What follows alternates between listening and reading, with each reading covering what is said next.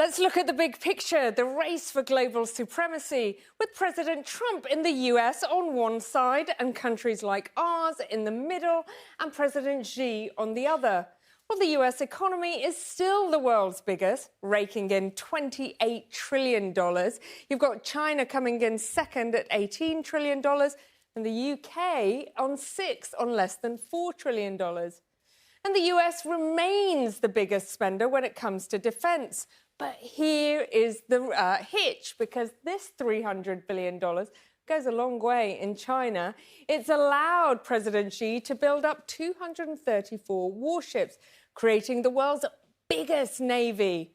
China has been quite clear it wants to dominate the industrial world, especially in new technologies like AI and quantum computing, along with the clean energy and rare earths they need.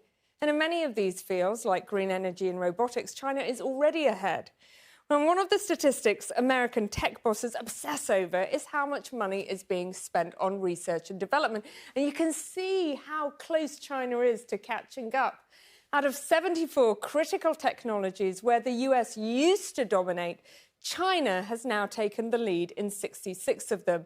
In the real world, this shows up in the number of new inventions. Have a look at patent applications, virtually zero, and now suddenly China is on 1.8 million. That is a huge swing. Now, China's edge offers a lot of appeal, but it's relationships that's brought vulnerabilities as well as opportunities. There have been a wave of Chinese investments in the UK, including one of the country's largest pub chains, a Premier League football club, and one of London's most recognisable skyscrapers. But the real money has been in critical infrastructure, nuclear, water, battery storage and clean energy. But that's also where there's been controversy. The 2020 decision to remove Chinese tech giant Huawei from our 5G mobile network at the behest of Americans revealed the challenge of looking to China for solutions.